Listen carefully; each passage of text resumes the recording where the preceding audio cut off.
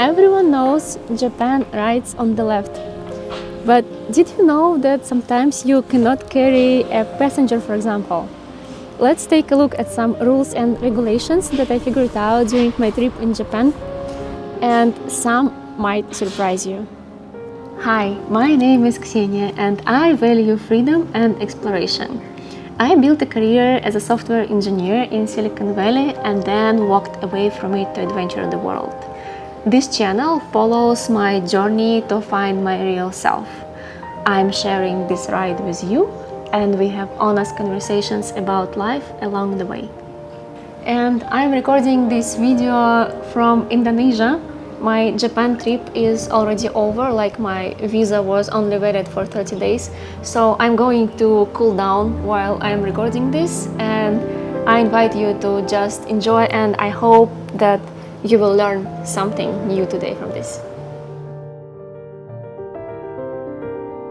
You can't ride with a passenger on some roads. And on the Tokyo Metropolitan Shuta Expressway, for example, it is severely prohibited to carry a passenger. And there are signs about this that are visible at the expressway entrances. The stop sign is a red downward pointing triangle with the white text in the middle. And the same text is it appears on the street markings, like in vertical writings. And the tricky part here is that sometimes there is no sign, but just the writing, so pay attention. Trains are a big part of Japanese culture, and the complete stop and the train crossing is mandatory. In Japan, it is mandatory to make a complete stop in front of the train crossing, even if the bar is opened and there are no signal indicating that you have to stop. Failing to stop is an actual violation and it may result in penalty. This one was tricky for me because that's not what I'm used to, and like you encounter these train crossings rarely, so you really have to keep this in mind. And when there is traffic going and you're riding behind some cars or some motorcycles, it's much easier, but it's like very hard when you're in the middle of nowhere just by yourself.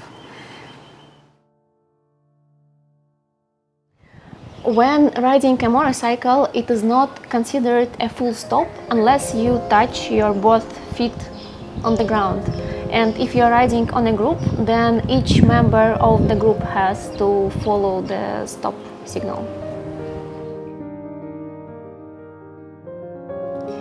To be able to ride a motorcycle in Japan, you need to carry the International Driving Permit compliant with 1949 Geneva Convention.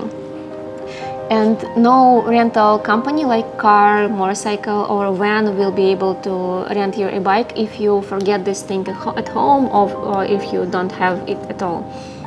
And the tricky part here is the formats. Like I have two driving licenses. One is issued by Russia and another is from United States. And while Russia is part of both Geneva and Vienna conventions, the format that they issue that international driving permit is in Vienna Convention format, which is not accepted in Japan, even if technically it should work.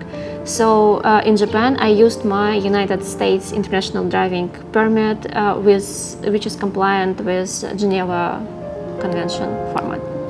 If you enjoyed this video, you might also like my video about how much money I spent during my Japan motorcycle trip.